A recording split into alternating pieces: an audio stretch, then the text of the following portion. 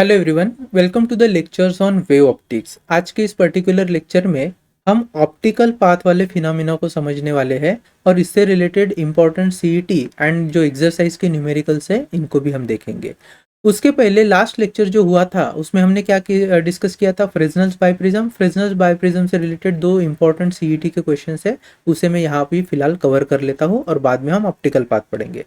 तो देखो, पहला जो सीईटी का क्वेश्चन है वो क्या दिया है, in a biprism experiment monochromatic light of wavelength gamma is used, the distance between the two coherent sources small d is kept constant. अब ये जो दो कोहेरेंट सोर्सेस होते हैं फ्रेस्नेल्स बाइप्रिज्म में हम जानते हैं वो वर्चुअली फॉर्म्ड सोर्सेस होते हैं और एक ही पर्टिकुलर सोर्स मतलब जहां स्लिट होती है फ्रेस्नेल्स बाइप्रिज्म में उससे ही हम इसको डिराइव करते हैं।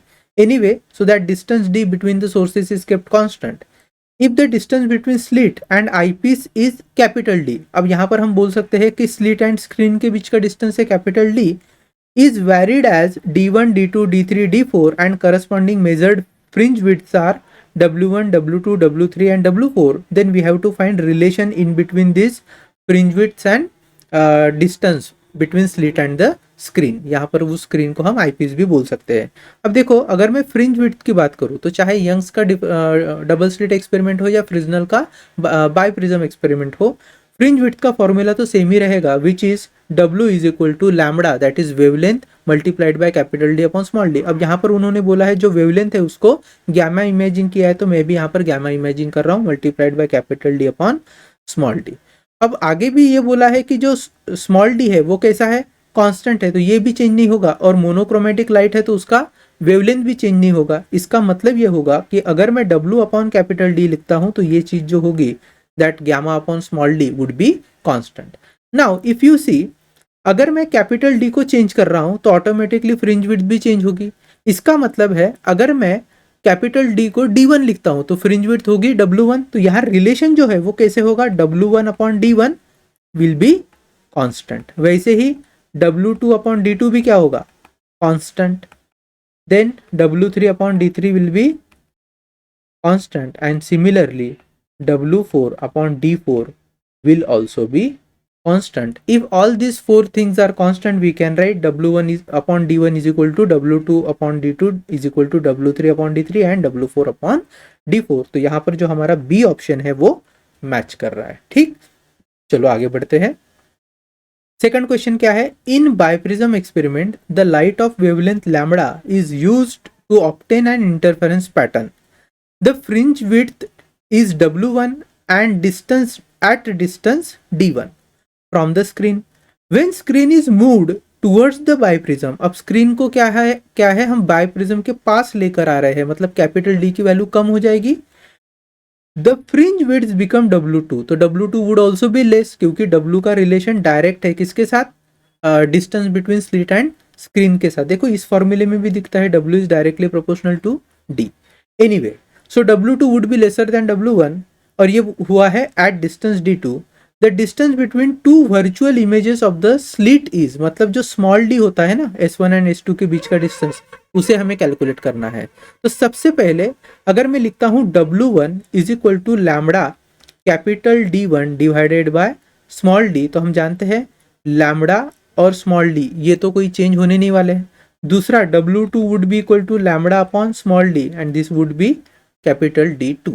अब जो स्मॉल d की वैल्यू हमें फाइंड करने के लिए बोली है उसके लिए अगर आप एक्सप्रेशन देखते हो या फिर जो ऑप्शंस देखते हो तो वहां पर आपको दिख रहा है W1 माइनस W2 या D2 minus D1, W2 minus W1। इस तरीके से हमें इतना पता है कि W1 would be greater because D1 जो है वो लार्जर है। बाद में जो आपकी स्क्रीन है उसको हमने फ्रेस्नेल के बाइप्रिज्म के पास लाने के कारण D2 कम हो जाएगा। D2 कम होगा तो ऑटोमेटिकली W2 कम होगा, इसलिए मैं W1 माइनस W2 अगर करता हूँ so what I will get, lambda upon D common आ जाएगा, बचेगा D1 minus D2 and what we have to find, distance between the two virtual image of the slit, that means small d हमें find करना है। तो I can write small d is equal to lambda capital D1 minus capital D2 divided by W1 minus W2। और कौन सा option है हमारे पास, option C. Yes, option C है, चलेगा। अब देखो क्वेश्चंस को देखने के बाद आगे हम बात करेंगे ऑप्टिकल पाथ की। डेफिनेशन को हम बाद में पढ़ेंगे, सबसे पहले इस कॉन्सेप्ट को मैं थोड़ा सा समझाता हूँ। मान लो मेरे पास एक लाइट का सोर्स है, इस तरीके से मैं ड्रॉ कर रहा हूँ उसको, this is a source of light, और बिल्कुल वैसा ही आइडेंटिकल सोर्स ऑफ लाइट भी मैं यहाँ पर इमेजिन कर रहा हूँ, और ये जो स्पेस है ये एक वैक्यूम है। ठीक, चलो अब देखो, जब लाइट वेव ट्रैवल होगी तो इस तरीके से मान लेते हैं कि वो फॉरवर्ड डायरेक्शन में ट्रैवल होने वाली है, और दोनों ही लाइट वेव्स को हम पैरेलल लाइट वेव्स ऐसे ड्रॉ कर लेते हैं, which will be travelling in same direction like this. चलेगा?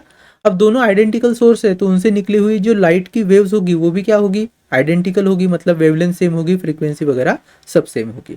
अब मैं क्या कर लेता हूँ, एक मीडियम कंसिडर कर रहा हूँ जिसका रिफ्रैक्टिव इंडेक्स है म्यू, और उसको मैं सेकंड वाला जो सोर्स है उसके थोड़ा सा आगे रख रहा हूँ। तो मान लीजिए I have this medium with me like this, और इस पर्टिकुलर मीडियम का जो रिफ्रैक्टिव इंडेक्स है वो है म्यू। ओके, अब रिफ्रैक्टिव इंडेक्स अगर म्यू है तो हम जानते हैं जब लाइट इसके अंदर ट्रैवल करेगा तो जब तक वो वैक्यूम में ट्रैवल कर रहा है उसकी स्पीड तो सेम ही रहेगी, which is c is equal to 3 × 10⁻⁸ metre पर second. But when it enters into the denser medium its speed will decreases, whereas light wave coming out of first source will have a constant speed, that is speed of light in vacuum, which would be c is equal to 3 × 10⁸ metre पर second. और जब light wave इस particular medium से पास हो रहा है तब मैं कह रहा हूं कि स्पीड रिड्यूस होती है, उस स्पीड को हम कहेंगे v। So let's say c, यहां पर मैं ऐसे लिख लेता हूं, c is equal to speed of light in vacuum, that is 3 × 10⁸ metre पर सेकंड। ठीक, और जो v है, v is the speed of light in the given medium which would be less than c। ये हमारे पास रिलेशन है। चलेगा ना? अब देखो, मान लो एक टाइम इंस्टेंस पर दोनों ही सोर्स से वेव्स बाहर आई है और दोनों ही एक ही समय इस पर्टिकुलर डायरेक्शन में ट्रेवल कर रही है। अब होगा क्या, यहां इन दोनों सोर्सेस से जब वेव आगे निकलेंगी तो वो सेम डायरेक्शन में सेम टाइम सेम ही डिस्टेंस ट्रेवल करेगी अप टू दिस बाउंड्री। क्यों? क्योंकि इस बाउंड्री के बाद जो सेकंड सोर्स से निकली हुई लाइट वेव है उसे डेंसर मीडियम में एंटर करना पड़ रहा है और उसकी जो स्पीड है अब वो कम हो जाएगी। तो यहाँ पर ये जो बाउंड्री है, इस बाउंड्री को मैं ऐसा ड्रॉ कर लेता हूँ इस तरीके से, suppose this is a boundary. अब इस बाउंड्री के बाद जैसे ही लाइट ट्रैवल कर रही है तो दोनों लाइट वेव की स्पीड को मेजर करने के लिए, या उन्होंने जितना डिस्टेंस मेजर किया होगा इस बाउंड्री के बाद उसको मेजर करने के लिए मैं एक टाइम स्टैम्प मार्क कर लेता हूं। तो फॉर एग्जांपल एट बाउंड्री से t is equal to 0 and in some time small t the waves would have been progressed in a forward direction. तो मान लो यहां तक वैक्यूम में जो है वो लाइट ने अपना डिस्टेंस ट्रैवल किया है इन सम टाइम t। तो देखो मैं थोड़ा डार्क लाइन से बता रहा हूं यहां पर, this is the distance travelled by light in vacuum, कब? In time t। So t is equal to small t। चलेगा? और ये जो डिस्टेंस वैक्यूम में ट्रेवल किया है उसे मैं लिख रहा हूं d suffix v, it is the distance travelled by light in vacuum. अब आते हैं थोड़ा सा लौट कर हमारे मीडियम के पास। क्योंकि मीडियम डेंसर है, स्पीड कम हो गई, तो इन the same time t distance travelled by light wave inside the medium would be laser. तो यहां पर मान लो इतना ही डिस्टेंस ट्रेवल हुआ है, इतना। ठीक, तो यहां पर देखो, अगर ऊपर कंपेयर करें हम लोग तो दिस पार्ट, ये जो पार्ट है ना, ये हमें क्या देगा, difference between the distances travelled by light wave during the time instance from 0 to t। अब ये जो लेंथ है जो लाइट ने ट्रेवल की है in the medium for certain time t, इसको मैं लिख रहा हूं d सफिक्स m।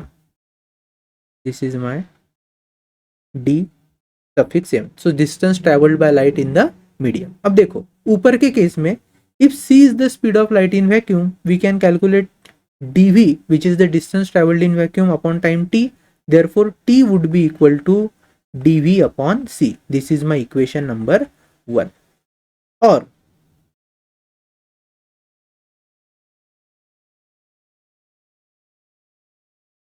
ये जो मीडियम है मेरा ग्लास जैसा या कोई भी medium with refractive index mu, इसकी अगर बात करें तो लाइट इसके अंदर ट्रैवल हो रही है with the speed v, and v would be equal to distance travelled by light in the medium, that is dm divided by time t, which is same for both the waves. Here t can be equal to dm upon v। ठीक, this is my equation I hope कि इतना जो है वो आपको समझ में आ गया होगा।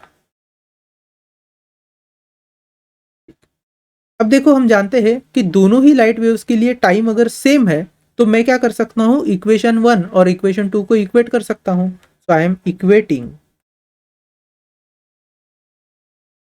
Equation 1 and 2। तो क्या मिलेगा मुझे, dv upon c is equal to dm upon v। Can I write dv is equal to c by v into dm। और हम जानते हैं c is the speed of light in vacuum divided by v is the speed of light in given medium. So this ratio gives me refractive index of the medium which is mu here. So I can simply write dv is equal to mu into dm। अब देखो, अब ये जो dv है ना, this is nothing but optical path. अब dv optical path ऐसे क्यों बोलते हैं, देखो ये जो दोनों लाइट वेव्स है जैसे मैंने कहा आइडेंटिकल है। अगर मान लीजिए जब लाइट वेव इस मीडियम से ट्रैवल कर रही थी तो टी टाइम में उसने डीएम डिस्टेंस कवर किया है, बराबर है मीडियम के अंदर। क्या होता अगर ये मीडियम यहाँ पे एब्सेंट होता, तो ऑब्वियसली डीएम के बजाय लाइट वेव ने कितना डिस्टेंस ट्रैवल किया होता, डीवी डिस्टेंस ट्रैवल किया होता इन द वैक्यूम। तो यहाँ ऑप्टिकल पाथ यही कहना चाहता है कि जब कोई लाइट वेव किसी भी मीडियम से पास हो रही होती है तब उसने जो भी डिस्टेंस कवर किया उसके कंपैरिजन में अगर वो वैक्यूम से जाती और जितना डिस्टेंस ट्रैवल करती वो डिस्टेंस उसका ऑप्टिकल पाथ होता है। तो आप बेसिकली अगर डेफिनेशन बनाना चाहो ऑप्टिकल पाथ की तो it is the corresponding path travelled by the light wave in the same time for which that light wave is travelling through a medium having refractive index mu. और इस dv की जो value है in terms of distance travelled in the medium and the refractive index it is given by mu. Mu is the refractive index multiplied by distance travelled by that light in given medium. So dv is my optical path. चलो हम एक काम कर लेते हैं, definition लिख लेते हैं ऑप्टिकल पाथ की। So optical path is corresponding distance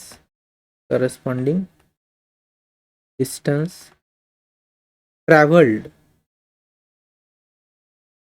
by a light wave in vacuum in the same time for which the light wave is traveling in a medium with refractive index mu। ठीक है, और जैसे कि मैंने कहा that optical path dv कितना आया था, it is refractive index times of distance travelled in the medium. ये हमारा बेसिक रिलेशन है with regard to optical path.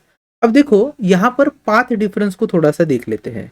Now अगर ऑप्टिकल पाथ dv है और path travelled in medium dm है तो इन दो पाथ के बीच में जो गैप आएगा मतलब जो डिफरेंस होगा डिस्टेंस का वो होगा बेसिकली आपका पाथ डिफरेंस। ठीक है, तो यहां पर देखो पाथ डिफरेंस को मैं लिख रहा हूं delta L. So we can find physical difference in path और path difference between the optical path and your physical path traveled by light wave in the medium. So I am writing here, पहली बात we are calculating path difference delta L, it is equal to dv. dv is the distance traveled in vacuum minus dm. So I can write dv क्या लिख सकता हूँ, mu into dm minus d suffix m. तो यहाँ से dm अगर common ले लेते हैं तो we will get mu minus 1 and that is the value of delta L. ठीक, अब देखो तो मान लीजिए मेरे पास इस तरीके से एक लाइट सोर्स है और एक दूसरा लाइट सोर्स है। ठीक, दोनों ही आइडेंटिकल लाइट सोर्स है तो उनसे जो निकलने वाली लाइट वेव्स है वो भी कैसी रहेगी, आइडेंटिकल रहेगी। तो लाइक दिस। ठीक, चलो अब हम क्या कर लेते हैं, यहाँ पर मैं एक थ्रेशोल्ड ड्रॉ कर रहा हूँ जहाँ से आगे जब लाइट प्रोपेगेट होगी तो हम वो कितना डिस्टेंस ट्रैवल कर रहा है गिवन टाइम में उसको नोट करेंगे। So from here time is 0 और यहाँ से एक सर्टन टाइम में, मान लीजिए सर्टन टाइम में लाइट जो है फर्स्ट सोर्स से वो इतना डिस्टेंस आगे ट्रैवल करके आई है। ठीक, तो यहाँ पर हम कुछ वैल्यू ले लेंगे टाइम की, फॉर एग्जांपल x सेकंड। ठीक है, so the distance travelled by light wave from the first source is dv। अब आते हैं इस सेकंड सोर्स वाले लाइट पे। अगर मान लीजिए यहां से भी लाइट वेव आगे बढ़ रही होगी तो x सेकंड में वो भी उतना ही डिस्टेंस ट्रैवल करेगी इन वैक्यूम जितना पहले लाइट वेव ने ट्रैवल किया। So the optical path in vacuum they both will be same. But अब मैं क्या कर लेता हूं, यहां पर एक ग्लास स्लैब थोड़ा सा ड्रॉ करता हूं। तो मान लो I have a glass slab which is in the path of light wave from second source. ठीक है, तो इस तरीके से हमने ग्लास स्लैब ड्रॉ किया है। ये जो ग्लास स्लैब है इसकी थिकनेस को मैं टी मार्क कर रहा हूं। तो T is the distance through which the light have to travel. कौन से लाइट को? सेकंड सोर्स वाले लाइट को। सबसे पहले वो वैक्यूम में ट्रैवल करेगी, then it will be travelling through this medium of thickness T and then it will travel further. तो अगर मैं एक सेकंड में बात करूं तो एक सेकंड में क्या होगा, लाइट जो है वो इस पर्टिकुलर बाउंड्री तक नहीं पहुंचेगी, वो थोड़ा सा कम ही डिस्टेंस ट्रैवल करेगी। ऐसा क्यों? क्योंकि वैक्यूम में तो वो सेम स्पीड से चलेगी पहली वेव की तरह, लेकिन जब वो मीडियम में आएगी तो उसकी स्पीड क्या हो जाएगी? ऑब्वियसली कम हो जाएगी। और अगर उसकी स्पीड कम हो गई तो सेम टाइम में वो पूरा डिस्टेंस कवर नहीं करेगी। चलो अब हम क्या कर लेते हैं, दोनों ही जो लाइट के वेव्स है उनको वेवलेंथ के फॉर्म में रिप्रेजेंट करते हैं। तो मान लो पहली लाइट वेव का मैं ऐसे वेवलेंथ के फॉर्म में उसको ड्रॉ कर रहा हूँ। तो से फर्स्ट वेवलेंथ, सेकंड वेवलेंथ, से third wavelength and fourth wavelength. ठीक है, सो आइडियली ऐसा मान लेते हैं कि 4 times of lambda distance travel किया है लाइट ने वैक्यूम में। अब आते हैं नीचे लौट कर, यहाँ पर आप एक इंटरेस्टिंग चीज नोटिस करोगे और वो चीज क्या है, यू विल सी कि ये हो गई भैया पहली वेवलेंथ, मान लो जो आइडेंटिकल है ना, बिल्कुल इसी की तरह। ये जो वैक्यूम में डिस्टेंस ट्रैवल हो रहा था, यहाँ पे भी वैक्यूम में डिस्टेंस ट्रैवल हो रहा था। तो एक वेवलेंथ जितना डिस्टेंस ट्रैवल किया है इसे मान लेते हैं, और फिर लाइट एंटर हो रही है इस पर्टिकुलर स्लैब के अंदर। अब इस स्लैब का अगर रिफ्रैक्टिव इंडेक्स म्यू है तो ऑब्वियसली जो वेवलेंथ है वो कम ही मिलेगी हमें। यहाँ पे हम ये जानते हैं कि जब light enters into a denser medium it's wavelength decreases. तो यहाँ पे डिक्रीज होने के बाद वेवलेंथ जो है वो कुछ मैं ऐसे ड्रॉ कर रहा हूँ। सपोज एक ही वेवलेंथ यहाँ इस पर्टिकुलर ग्लास स्लैब के अंदर फॉर्म हुई है, मतलब वेवलेंथ श्रिंक होने के बाद वन वेव ही इस पर्टिकुलर ग्लास स्लैब के अंदर मौजूद है, और इसके बाद फिर से वेव बाहर आएगी। जब वो बाहर आएगी तो फिर से वो वैक्यूम में ट्रैवल कर रही है, इसलिए फिर ओरिजिनल जिसकी जितनी वेवलेंथ थी उतने वेवलेंथ से वो आगे बढ़ेगी। तो अब देखिए ऊपर कितना है, 1 2 3 4 वेवलेंथ जितना डिस्टेंस है, तो नीचे भी आप देखोगे आगे तो 4 वेवलेंथ जितना ही डिस्टेंस लाइट ने ट्रैवल किया होगा इस तरीके से।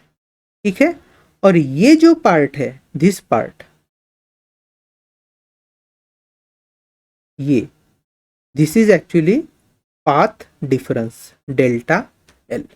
नाउ अब आपको कौन सी चीज नोटिस करनी है, if you see optical path, optical path मतलब लाइट का वो पाथ जो वैक्यूम में ट्रैवल हुआ है।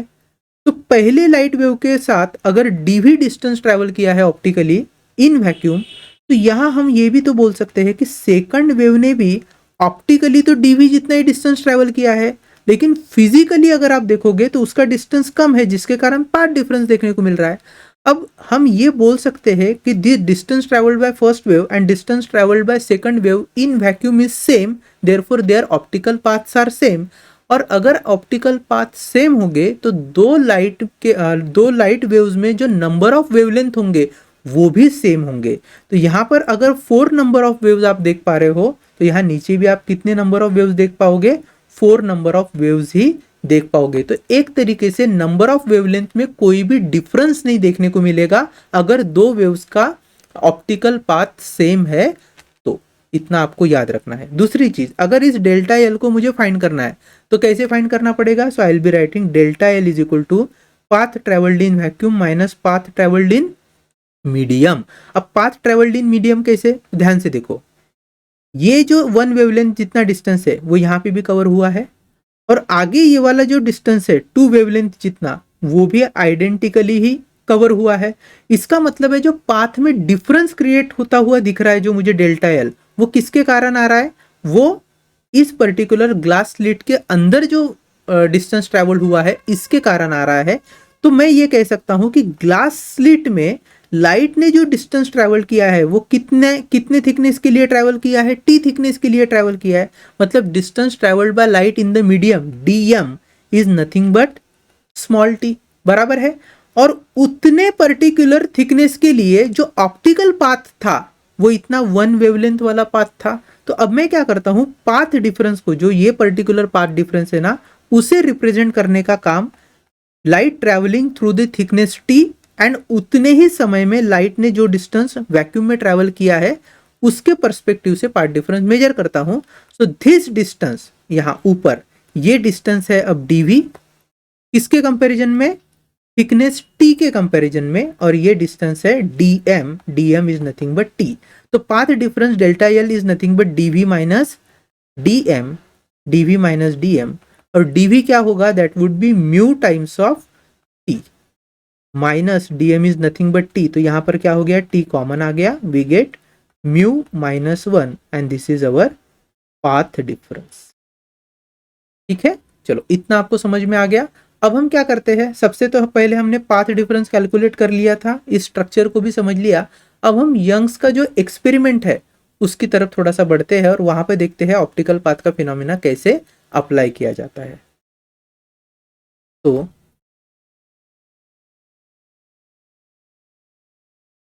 Application of optical path in Young's double slit experiment. ठीक है, अब देखो, मान लो इस तरीके से I have two slits with me, this is first slit, this is second slit. ठीक है, ये है मेरा सेंट्रल एक्सिस,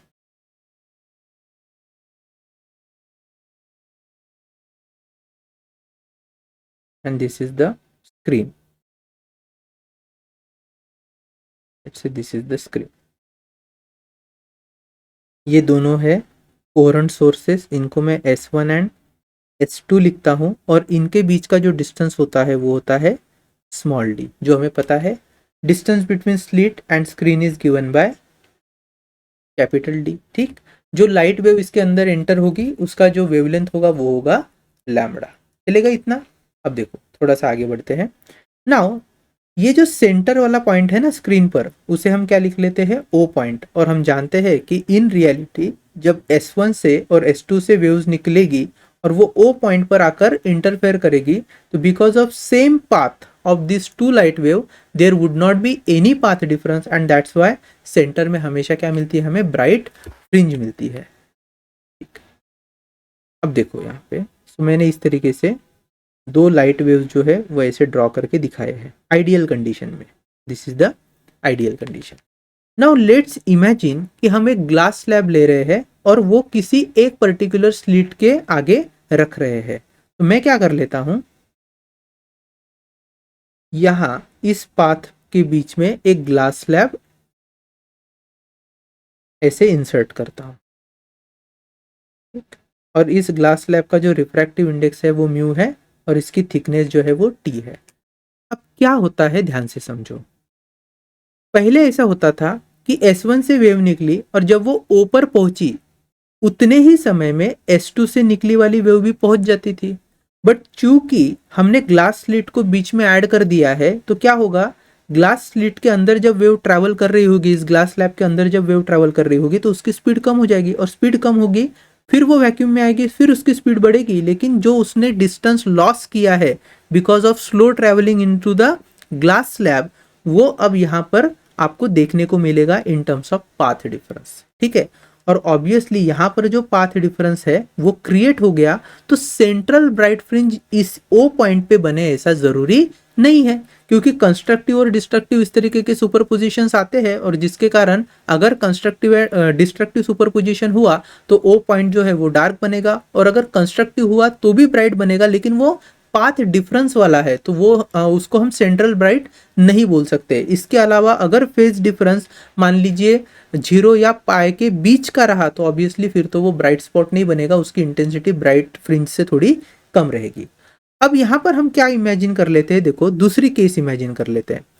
ये जो S1 सोर्स है ना मेरा, वहां से तो बहुत सारी दिशाओं में क्या निकली होगी, लाइट वेव्स निकली होगी। तो और एक लाइट वेव मैं यहाँ इमेजिन कर रहा हूँ जो S1 से निकली है और वो जो थोड़ा है डाउनवर्ड डायरेक्शन में ट्रैवल कर रही है।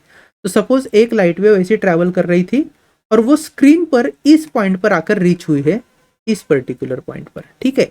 इस पॉइंट को मैं नाम दे रहा हूँ O dash, this point is O dash. अब देखो मैंने बोला था S2 से जो वेव निकली थी पहले, जब ग्लास स्लैब नहीं था, तो जब ग्लास स्लैब नहीं था तो दोनों ही वेव सेम टाइम में ऊपर रीच हो रही थी। अब चूंकि ग्लास स्लैब आ चुका है तो S2 से निकली वाली वेव जो है वो ऊपर नहीं पहुंच रही है, उसने थोड़ा कम डिस्टेंस ट्रैवल किया है। तो इसको मैं ऐसे यहां पर ऐसे दिखा रहा हूं, ठीक। चलो अब ध्यान से देखो, S2 से और भी बहुत सारी लाइट वेव्स निकली होगी हर दिशा में, तो एक लाइट वेव इस पर्टिकुलर S2O के थोड़ा सा बीनीथ ट्रैवल कर रही है, इस तरीके से ऐसा हम मान लेते हैं। तो ध्यान से देखो, अगर S1 से O डैश वाली जो लाइट वेव है वो 5 मीटर की है मान लेते हैं, and which has travelled in से 5 सेकंड, तो 5 सेकंड में 5 मीटर डिस्टेंस ट्रेवल किया है। हमारे यहाँ सेकंड S2 से जो लाइट वेव निकलेगी जो इस ग्लास स्लैब से ट्रैवल करेगी, वो 5 सेकंड में 5 मीटर तो डिस्टेंस ट्रैवल ही नहीं करेगी। मान लेते हैं कि वो 5 सेकंड में 4 मीटर ही डिस्टेंस ट्रैवल करने वाली है, और फिलहाल इस S2 और O डैश के बीच का डिस्टेंस भी कितना है, 4 मीटर ही है। तो क्या हम देखेंगे कि S2 से निकली हुई वेव जो 4 मीटर डिस्टेंस ट्रैवल करती है वो कहां पर आ चुकी होगी, इस O डैश तक आ चुकी होगी। तो यहां पर मैं और एक वेव ड्रॉ कर रहा हूं, ध्यान से देखो, which has travelled distance equal to S2 से O डैश तक, S2 टू O डैश। देखो यहां तक ऐसे उसने लाइट ने डिस्टेंस ट्रैवल किया है। नाउ अगर वेव्स के फॉर्म में मैं लाइट वेव्स को रिप्रेजेंट करूं तो से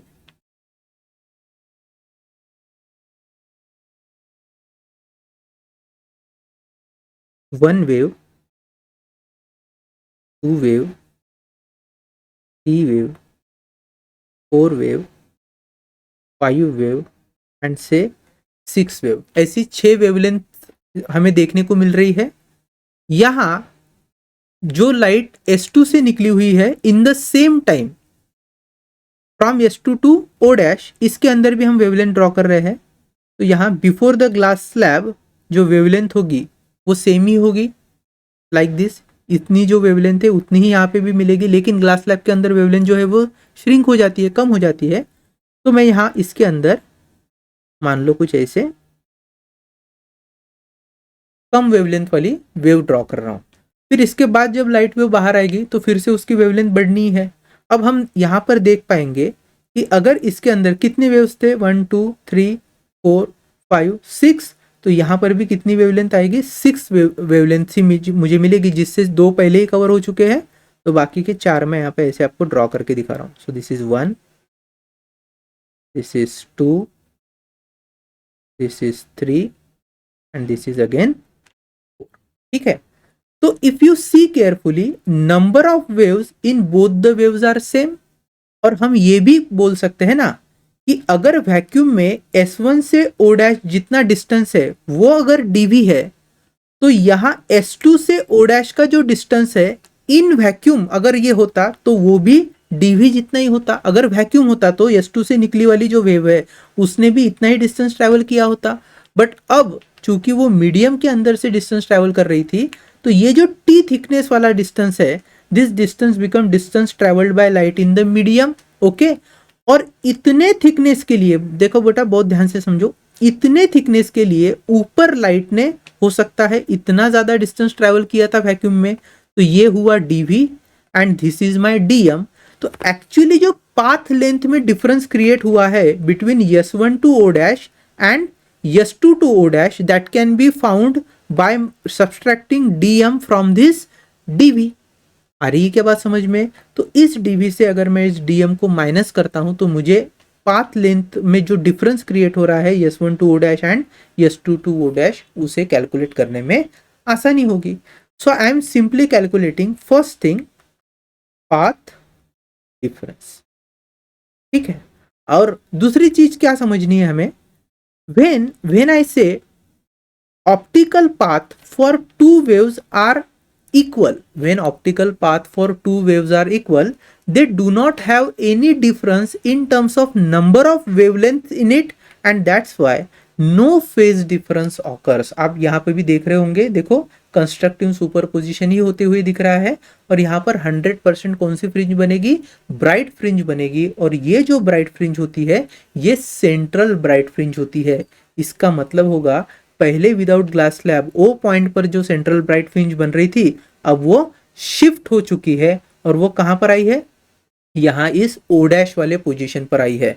तो ये जो शिफ्टिंग हमें देखने को मिल रहा है, this particular shifting of central bright fringe, अगर मैं उसे वाई नॉट कहता हूं तो हमें एग्जाम में वाई नॉट को कैलकुलेट करने के लिए पूछा जाता है कि अगर आपने किसी यंग्स के डबल स्लिट एक्सपेरिमेंट में एक किसी स्लिट के आगे क्या रख दिया, ग्लास स्लैब या कोई शीट रखा है जिसका रिफ्रैक्टिव इंडेक्स है प्रेजेंटली, तो कितने से सेंट्रल ब्राइट फ्रिंज जो है वो शिफ्ट हो जाएगी। ठीक है, आ रही है बात समझ में? अच्छा, तो अभी हम सबसे पहले क्या पता कर लेते हैं, यहाँ ओ डैश पॉइंट पर without any difference in optical path but difference in terms of physical path, कितना डिफरेंस क्रिएट होता है पाथ डिफरेंस, उसे कैलकुलेट करेंगे। बाद में हम कैलकुलेट करेंगे वाई नॉट कितना होता है, जब आप किसी पर्टिकुलर थिकनेस की ग्लास स्लैब को किसी एक स्लिट के आगे रखोगे तो वाई नॉट कितना आपको तो देखने को मिलेगा, मतलब shift of central bright fringe from its initial position to new position, उनके बीच का डिस्टेंस पूछेगा। और कभी कभी आपको क्या पूछ सकते हैं इस पर्टिकुलर एक्सपेरिमेंट में कि आपने मान लीजिए किसी स्लिट के आगे एक सर्टन थिकनेस की शीट लगाई, जिसके कारण ये जो आपकी सेंट्रल ब्राइट फ्रिंज है वो शिफ्ट हो गई वाई नॉट डिस्टेंस के साथ। अब आपको पूछेंगे, मान लीजिए इनिशियली किसी पॉइंट पे nth नंबर की ब्राइट फ्रिंज बन रही थी जब ग्लास स्लैब नहीं था, जैसे ही हमने ग्लास स्लैब ऐड किया उस ब्राइट फ्रिंज की जगह अब मैं देख रहा हूं कि मेरी सेंट्रल फ्रिंज जो है वो शिफ्ट होकर आ चुकी है। तो ऐसे केस में जिस ग्लास स्लैब को आपने रखा है उसकी थिकनेस क्या है। कभी आपसे पूछेंगे कि मान लीजिए 7th नंबर के डार्क फ्रिंज, जब मुझे पहले विदाउट ग्लास स्लैब जहां पर मुझे 7th नंबर की डार्क फ्रिंज दिखती थी, अब ग्लास स्लैब के आने के कारण, इस ग्लास स्लैब के आने के कारण उस 7th डार्क फ्रिंज के बजाय यहां पर क्या देखने को मिल रहा है, सेंट्रल ब्राइट फ्रिंज का शिफ्टिंग देखने को मिल रहा है। तो हमने कौन से थिकनेस वाली, मतलब what would be the value of thickness of the glass slab which we have used in front of any one slit. और दूसरी हमें और एक चीज कौन सी नोटिस करनी है, आप जिस स्लिट के आगे ग्लास स्लैब या कोई शीट जिसका रिफ्रैक्टिव इंडेक्स म्यू है उसे रखते हो, उसी दिशा में आप देखोगे कि ये जो पर्टिकुलर शिफ्टिंग है सेंट्रल ब्राइट फ्रिंज का वो हो रहा है। आ रही है बात समझ में? अगर इस ग्लास स्लैब को मैंने ऊपर वाले स्लिट के आगे रखा होता तो हमारा ये जो शिफ्टिंग है ना वो ऊपर की दिशा में हुआ होता। ठीक, चलो स्टार्ट करते हैं पाथ डिफरेंस से। तो वी नो भैया path difference is delta L which is equal to distance travelled by light in vacuum minus distance travelled by light in the medium. तो यहाँ पे जैसे मैंने थोड़ी देर पहले आपके लिए बोला था, distance travelled by light in the medium is nothing but distance travelled equal to its thickness, and for this thickness distance traveled by light in vacuum is this dv, और dv जो होता है वो mu times the distance traveled in medium होता है। so I can write this as mu times of t minus t, तो again t multiplied by mu minus 1, this is the amount of path difference। ठीक, ये हो गया पहला। अब दूसरा हमें क्या लिखना है, second we have to write, इस पर्टिकुलर सेटअप को मैं थोड़ा शिफ्ट कर लेता हूँ। थोड़ा छोटा किया है मैंने, ठीक है। आई होप कि आप देख पा रहे होंगे। Now, second we have to see distance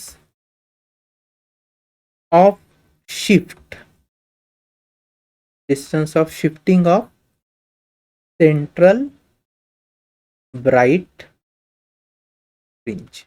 इसे कैलकुलेट करना है, जिसको हम क्या लिखते हैं, y नॉट लिखते। तो y नॉट को कैसे कैलकुलेट करेंगे, हमें पता है भैया, जो डेल्टा एल होता है यंग्स के डबल स्लिट एक्सपेरिमेंट में, याद कीजिए स्टार्टिंग में हमने delta L which is path difference निकाला था, वो होता है y times of small d upon capital D। What is small d? Distance between the slits. Capital D is the distance between slit and the screen.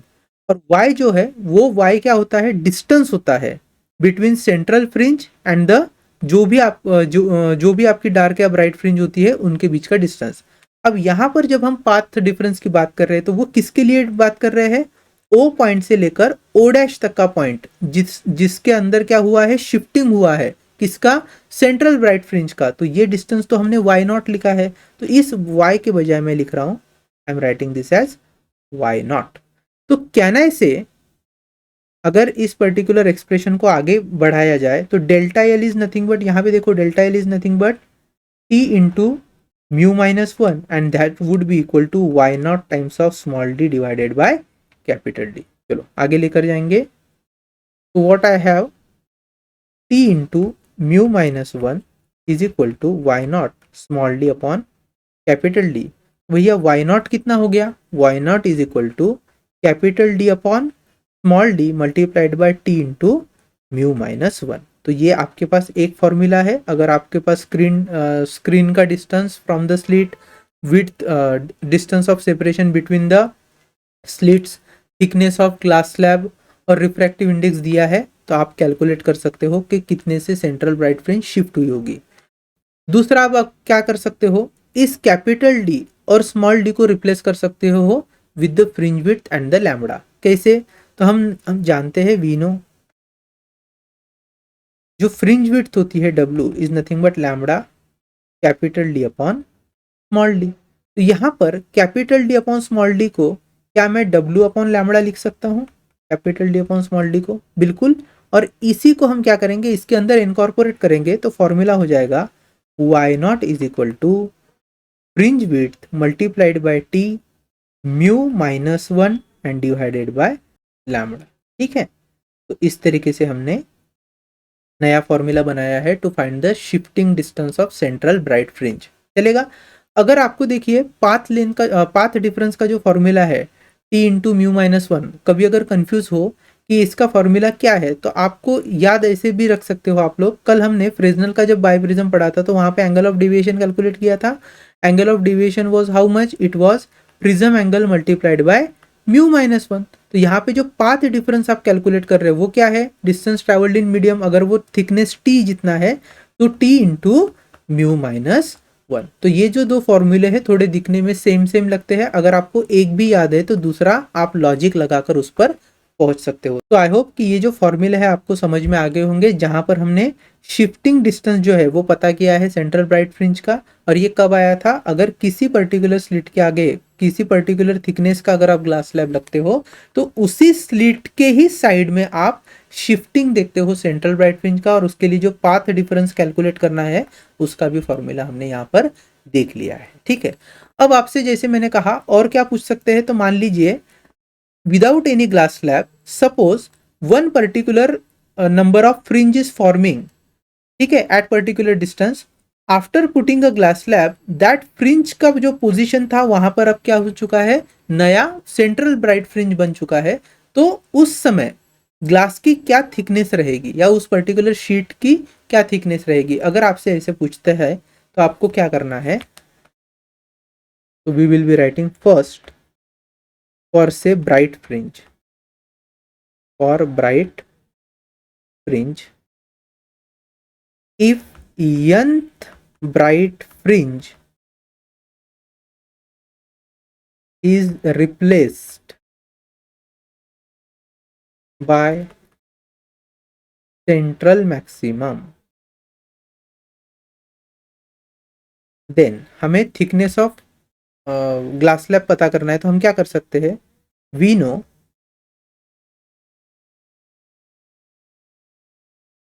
जो delta L होता है उस particular number of fringe के लिए वो कितना आता है, एन टाइम्स ऑफ लैम्बडा आता है, ये हमें पता है। But delta L is what, T into mu minus one and that would be equal to N times of lambda. तो भैया टी क्या हो जाएगा, N times of lambda divided by mu minus one. अगर मैं एग्जाम्पल की बात करूँ, जस्ट फॉर एग्जाम्पल मान लीजिए थर्ड ब्राइट फ्रिंज जो थी, थर्ड ब्राइट फ्रिंज उसके पोजीशन पर अब कौन आ चुका है, हमारा सेंट्रल मैक्सिमम आ चुका है। तो ऐसे केस में you can find T would be equal to 3 times of lambda divided by mu minus. ठीक है, इतना समझ में आ रहा। ठीक। अब हम क्या करते हैं, जैसे for bright fringe formula find किया है वैसे फॉर डार्क फ्रिंज भी कर लेते हैं। तो second is for dark fringe.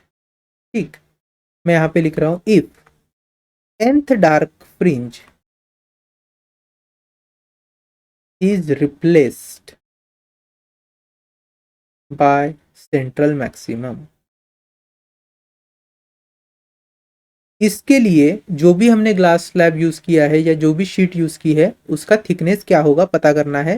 तो हमें पता है भैया कि जब डार्क फ्रिंज फॉर्म होती है तो वहां पे डिस्ट्रक्टिव इंटरफेरेंस होता है, तब डेल्टा एल जो होता है it is twice of N minus one times of lambda by two आता है।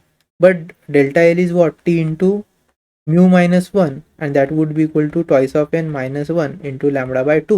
So simply t is nothing but twice of n minus 1 into lambda divided by 2 times of mu minus 1 and this is the formula.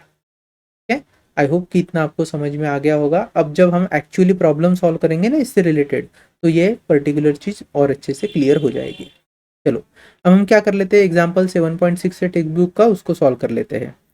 What must be thickness of a thin film which, when kept near one of the slits, shift the central fringe by 5 mm for incident light of wavelength 5400 angstrom in Young's double slit interference experiment। तो पहली बात क्या find करने के लिए पूछा है, thickness of the film पूछा है। क्या देकर रखा है, हमें देकर रखा है y नॉट की value which is 5 mm, that can be written as 5 into 10 to the power minus 3 meter. Then we have been given wavelength which is how much, 5400 angstrom, जिसको आप लिख सकते हो 5400 into 10 to the power minus 10 meter and I can write this as 5.4 into 10 to the power minus 7 meter as well। ठीक, चलो यहाँ तक हो गया। अब आगे क्या बोल रहे हैं वो लोग, the refractive index of the material of film is 1.1 and the distance between slits is 0.5 mm। मतलब जो म्यू है उस ग्लास स्लैब का या जो भी शीट होगी उसका it is 1.1 and small d is given as how much, 0.5 mm, so I am writing this as 0.5 into 10 to the power minus 3 meter and one more data we have that fringe width is how much, 0.5 mm, so w is 0.5। चलेगा, क्या find करना है, T find करना है, thickness of that sheet. तो हमारे पास क्या है, delta L is equal to Y nought into small D upon capital D, ये फॉर्मूला था। अब डेल्टा एल क्या होता है, T into mu minus one is equal to ये हो गया Y nought into small D upon capital D. तो एक काम कर लेते हैं, T would be equal to Y nought into small D upon capital D divided by mu minus one. ठीक, अब हमारे पास ना कैपिटल डी की वैल्यू है क्या, नहीं, डब्ल्यू दिया है और स्मॉल डी की वैल्यू भले ही देकर रखी है, तो डब्ल्यू दिया है, लैम्बडा दिया है, रिफ्रैक्टिव इंडेक्स भी दिया है, बट कैपिटल डी नहीं दिया है। तो एक काम कर लेता हूँ मैं, देखो मुझे पता है जो फ्रिंज विड्थ होती है W it is equal to lambda capital D upon small D and we require small D upon capital D, तो इसको मैं रिप्लेस कर लेता हूँ, small D upon capital D would be equal to lambda by W. अगर मैं इसको इस फॉर्मूले में रख लूँ तो what I will be getting, T is equal to Y nought into lambda divided by mu minus one into W. चलो फटाफट फटाफट वैल्यू रखते हैं। So T is equal to Y not कितना दिया है भैया, 5 mm, that is 5 into 10 to the power minus 3 metre multiplied by lambda is how much? 5.4 into 10 to the power minus 7. So 5.4 into 10 to the power minus 7 divided by mu is what? 1.1. 1.1 में से 1 चला गया, that would be 0.1 into how much is W? 0.5 mm, that is 0.5 into 10 to the power minus 3 metre. अब देखो 10 to the power minus 3 10 to the power minus 3 cancel हो गए. 5 into 5.4 into 10 to the power minus 7 plus 2 is minus 5 divided by 5 only. This 5 cancel, so we get 5.4 into 10 to the power minus 5 metre. अगर आपको mm में करना है तो ये हो जाएगा 5.4 into 10 to the power minus 2 mm. और फिर से अगर फर्दर सॉल्व करोगे तो दिस वुड बी 0.054. ठीक है, so that is our last answer. चलो आगे बढ़ते हैं. ये जो पर्टिकुलर क्वेश्चन है दिस इज फ्रॉम एक्सरसाइज का ऑब्जेक्टिव क्वेश्चन. क्या बोला है? In Young's double slit experiment a thin uniform sheet of glass is kept in front of two slits parallel to the screen having the slits. The resulting interference pattern will satisfy. Interference pattern will remain unchanged. The fringe width will decrease. The fringe width will increase. The fringe width will shift. देखो सबसे पहली बात तो fringe width ना तो increase होती है ना ही डिक्रीज होती है, ऐसा कुछ नहीं होता. अब आप बोल सकते हो कि फ्रिंज विड्थ विल शिफ्ट. तो शिफ्ट कब होती है फ्रिंज विड्थ? अगर किसी एक स्लिट के आगे ग्लास स्लैब लगाओ. यहाँ पर क्या हुआ है, दोनों ही स्लिट के आगे ग्लास स्लैब लगे हैं या उस ग्लास की शीट लगी है. तो क्या होता है देखो, अगर ये यंग्स का डबल स्लिट एक्सपेरिमेंट है, ये है हमारा सेंट्रल वाला ब्राइट फ्रिंज, तो एक्चुअली अगर दोनों ही स्लिट के आगे ग्लास स्लैब लगे तो आप कुछ भी चेंज नोटिस नहीं करोगे. पहले जहाँ पर जो हमारी सेंट्रल फ्रिंज बन रही थी उसी पॉइंट पर अब भी सेंट्रल फ्रिंज बनेगी और alternatively dark and bright fringes बनेंगे. ठीक, तो ये जो डी ऑप्शन है, डी ऑप्शन गलत हो जाता है. सी और बी तो वैसे ही गलत है, तो मतलब ए जो है the interference pattern will remain unchange, that is the correct option. Let's move ahead. चलो, the optical path of a ray of light of a given wavelength travelling a distance of 3 centimetre in a flint glass. Flint glass मतलब आप एक तरीके से convex lens का जो glass होता है ना, उसको फ्लिंट ग्लास बोलते हैं. सो 3 centimetre in a flint glass having refractive index 1.6 is same as that of traveling a distance x centimeter through a medium having refractive index 1.2. Determine the value of x. ध्यान से समझो, question में बोला क्या है, optical path of रे of light given in given wavelength travelling in A distance of 3 centimetre in a flint glass. तो मान लो ये फ्लिंट ग्लास है, ठीक है. जस्ट फॉर एग्जाम्पल मान लो ये 3 सेंटीमीटर का फ्लिंट ग्लास है, तो यहां से लाइट वेव चली और जब तक वो यहां पर आई तो इसके करस्पॉन्डिंग जो लेंथ इस पर्टिकुलर लाइट ने वैक्यूम में ट्रेवल की होती वो होता है डीवी.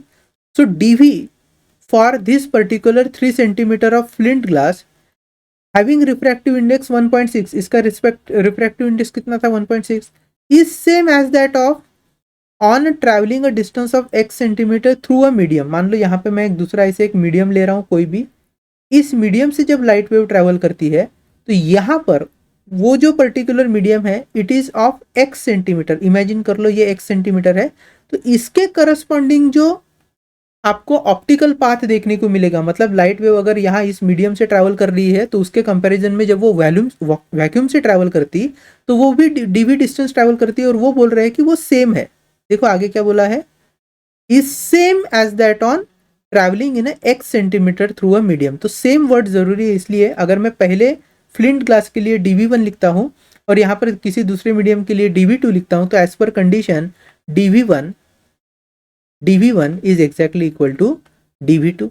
आगे क्या बोला है, रिफ्रैक्टिव इंडेक्स 1.25 किसका, इस मीडियम का. सो this is has refractive index 1.25.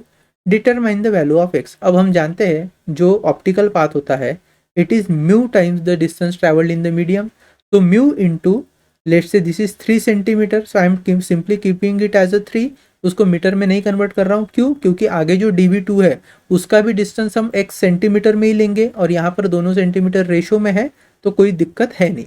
सो यहाँ पर अगर मैं म्यू1 इंटू 3 लिखता हूँ so this is mu two into X. ठीक है, चलो. सो म्यू1 की वैल्यू है हमारे पास, this is 1.6 times of 3 is equal to 1.25 times of x. So that would be 4.8 divided by 1.25 is equal to, चलेगा। तो एक काम कर लेते हैं, 480 को हम 125 से डिवाइड करेंगे। तो यहाँ पे तो समझ में ही आ रहा है, अगर मैं 125 को 3 से मल्टीप्लाई करता हूँ तो देखो 480, नए पेज पर लिख ले, तो 480 125, तो 3 से अगर मल्टीप्लाई करता हूँ तो ये हो जाएगा 375, this is 5 0 and this is 1, again I have to take decimal point, ये होगा 1050। तो 125 इंटू, अगर मैं इसको मान लीजिए 8 से मल्टीप्लाई करता हूँ, तो 8 5 is 40, this is 0, then we have 4 here, 8 2 is 16 plus 4 is how much, 20, this is 0, we have 2, 8 1s are 8, 8 plus 2 is 10, ठीक, this is 1000, so 3.8, 1000 we have got 50, this is 0। now 125 into अगर आप 4 कर लोगे तो automatically 500 होता ही है, तो 5 4s are 20, we have 2, 4 2s are 8 plus 2 is how much, 10, again we have 1, 4 1s are 4 plus 1, 500, so 3.84, so answer is 3.84 centimetre is equal to, ठीक। आगे बढ़ते हैं। अब यहाँ पर कुछ इंपॉर्टेंट सीईटी के क्वेश्चन है रिगार्डिंग ऑप्टिकल पाथ देख लेते हैं। पहला क्वेश्चन क्या है, a plate of refractive index 1.6 is introduced in the path of light from one of the slits in Young's double slit experiment, then the fringe width towards the side of the plate will decrease, fringe width पर कोई असर नहीं होता, the central maximum will shift towards this side, yes, जिस भी slit के आगे आप क्या रखते हो, ग्लास स्लैब या कोई भी शीट रखोगे, उसी की साइड में क्या होगा, सेंट्रल मैक्सिमम जो है वो शिफ्ट हो जाता है। So option B is the correct option. Next, two light rays having same wavelength lambda in vacuum are in phase initially, then the first ray travels a path L1 through the medium of refractive index μ1 while the second ray travels a path of length L2 through a medium of refractive index μ2, the two waves are then combined to observe interference.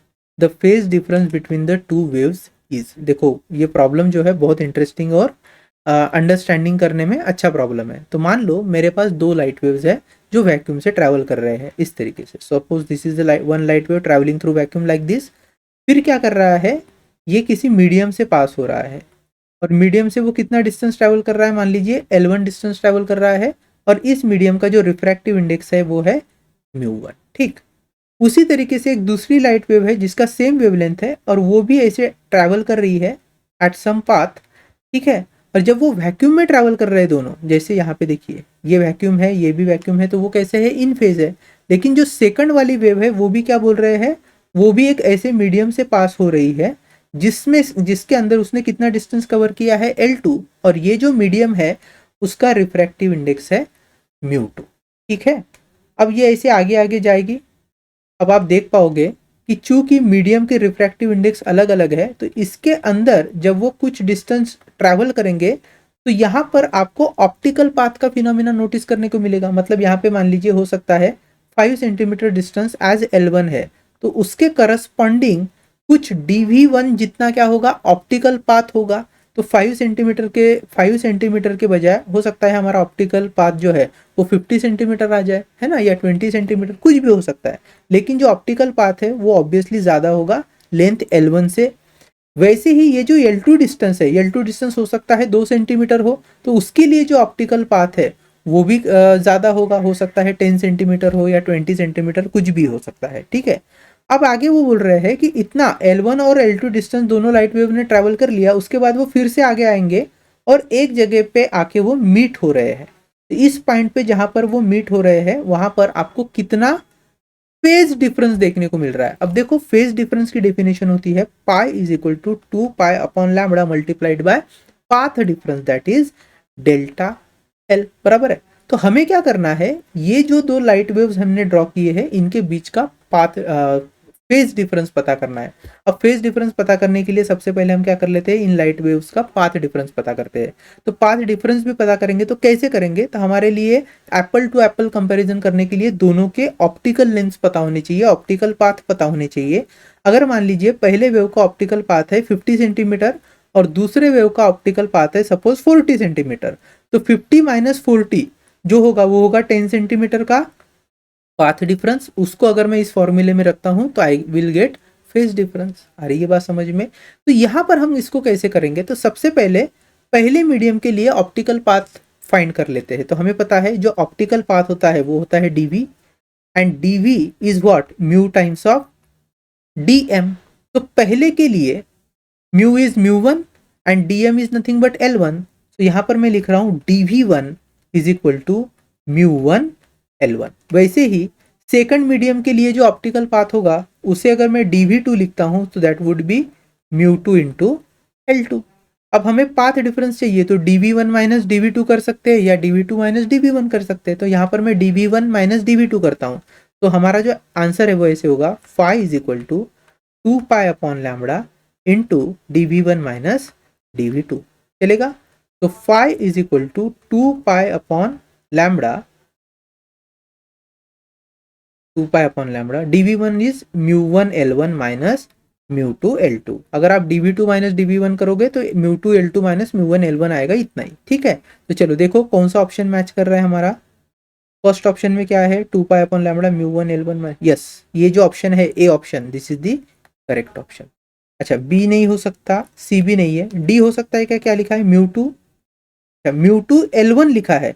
अगर mu two L two minus mu one L one लिखा होता तो ये भी valid हो सकता था, लेकिन mu two into L one है तो option D is again wrong. So A option is the correct option. चलो आगे बढ़ते हैं।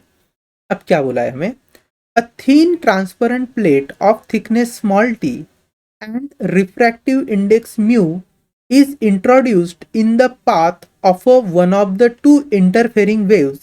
The path difference between these waves is changed by half the wavelength of light lambda, the thickness of the plate.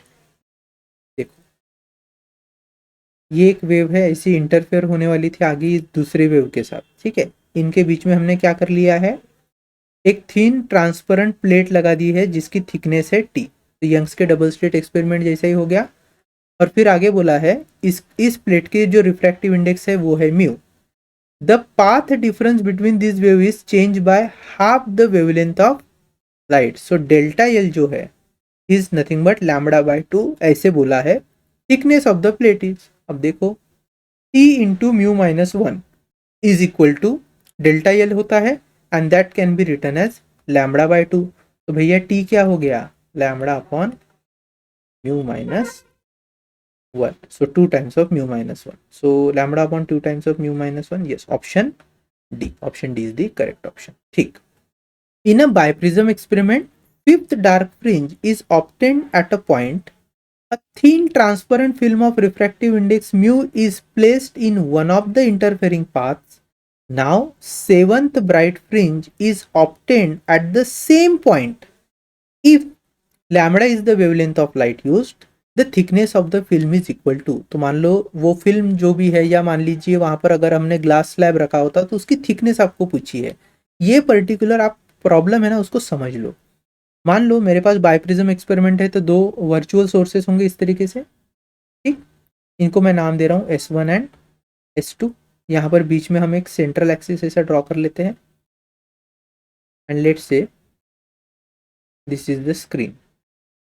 तो यहाँ पर मैं ऐसे screen draw कर रहा हूँ and this is my central bright point. Okay, इसे हम चाहो तो डायरेक्टली ओ पॉइंट से रिप्रेजेंट कर लेते हैं। हमें पता है कि सेंटर में हमेशा ब्राइट फ्रिंज ही बनती है।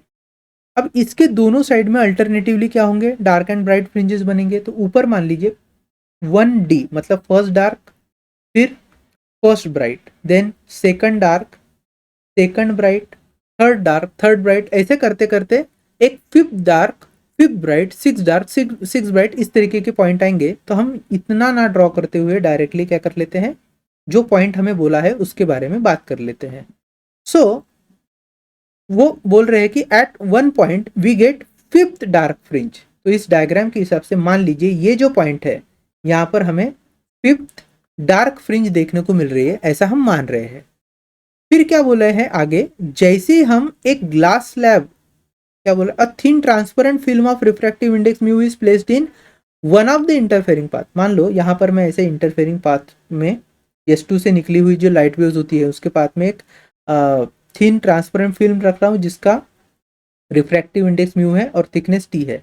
तो क्या होगा, ये जो सेंट्रल फ्रिंज है, सेंट्रल ब्राइट फ्रिंज, वो शिफ्ट हो जाएगी इन अ डाउनवर्ड डायरेक्शन। तो मान लो यहाँ पे कहीं वो आ गई, ठीक है, इस पॉइंट तक वो आ गई, तो ये हो गया O डैश। जैसे ही सेंट्रल मैक्सिमम शिफ्ट हो जाता है, आप देखोगे कि ये जो फ्रिंजेस बने थे ऊपर वो भी अब नीचे की दिशा में शिफ्ट हो जाएंगे। तो फिफ्थ डार्क के ऊपर जो फ्रिंजेस है, अब वो फिफ्थ डार्क से होकर नीचे आने की कोशिश करेंगे, और ये जो हमारा फिफ्थ डार्क है वो भी नीचे शिफ्ट हुआ होगा। तो उन्होंने बोला है कि जहां पर पहले फिफ्थ डार्क फ्रिंज मिल रहा था वहां पे मुझे क्या मिल रहा है, we get seventh bright fringe. तो देखो ध्यान से समझो, फिफ्थ डार्क के ऊपर है हमारा फिफ्थ ब्राइट, फिफ्थ ब्राइट के ऊपर होगा सिक्स्थ डार्क, सिक्स डार्क के ऊपर होगा सेवंथ, सॉरी सिक्स ब्राइट, और सिक्स ब्राइट के ऊपर होगा सेवंथ डार्क, और सेवंथ डार्क के ऊपर होगा सेवंथ। ठीक है, ठीक ठीक। उन्होंने बोला कि जैसे ही शिफ्टिंग हो जाता है, तो ये जो सेवंथ ब्राइट वाली फ्रिंज जो पहले यहाँ पे थी, अब वो शिफ्ट होके कहां पर आ जाएगी, फिफ्थ डार्क वाले फ्रिंज के पोजीशन पे आ जाएगी। मतलब ये जो शिफ्टिंग हुआ है, ये शिफ्टिंग 7B से 5D जब हुआ, वो इक्वल होगा O से O डैश वाले शिफ्टिंग तक। आ रही है बात समझ में? तो हम ये कह सकते हैं distance between 7B and 5D is actually equal to distance of shifting from O to O dash. ठीक, अब यही लॉजिक हमें लगाना है। तो सबसे पहले देखो, 7B से हमें 5D तक का डिस्टेंस पता करना है, और हम कैसे पता करते हैं, 7W minus twice of n minus 1 lambda by 2 के हिसाब से। यहाँ पर ये आ जाएगा 5 into 2, that is 10, 10 minus 1 is 9, that is 9/2W, और ये होगा 4.5 इज 2.5W। इतना डिस्टेंस है शिफ्टिंग का, that is my y। Okay, इतना आ गया समझ में। अब आगे क्या पूछा है, thickness of the film is equal to, अब हमें पता है thickness into mu minus 1 is equal to Y nought into small D upon capital D.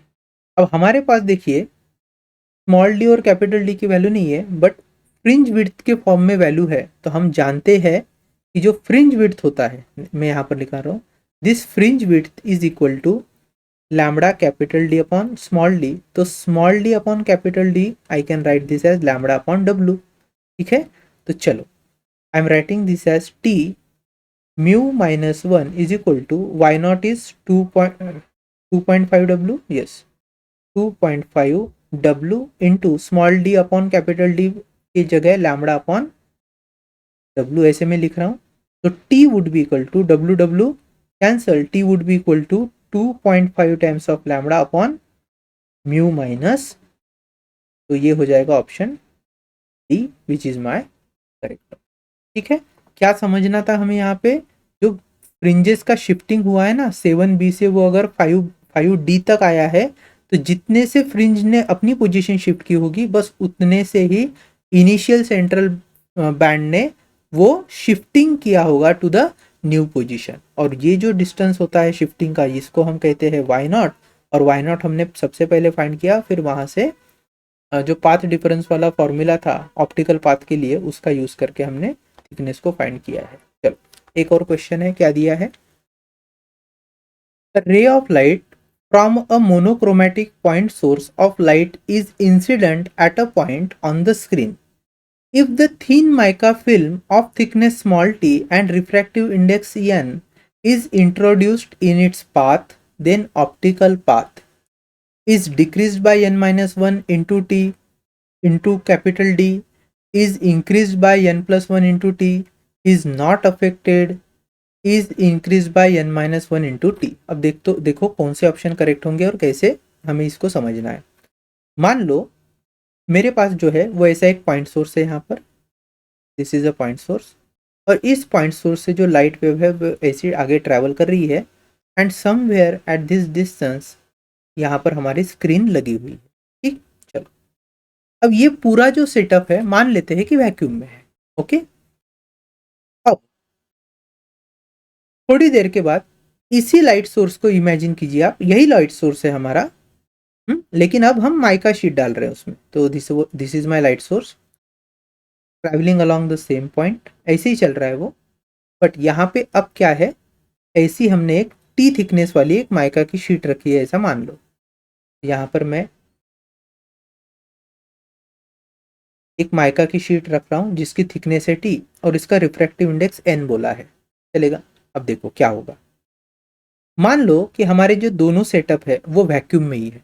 ठीक, अब यहाँ इस पर्टिकुलर लेंथ को मैं छोटे छोटे सेगमेंट में डिवाइड कर देता हूँ, और हर एक सेगमेंट कितना है, equal to the thickness of mica sheet है ऐसा मान लो, just for our purpose of understanding.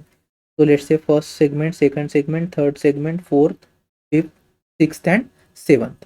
ठीक, अब ध्यान से देखो यहाँ पर भी total 7th number of segment बने होंगे, नीचे भी first segment, second, third, this is fourth, fifth, sixth and there are total 7 segment.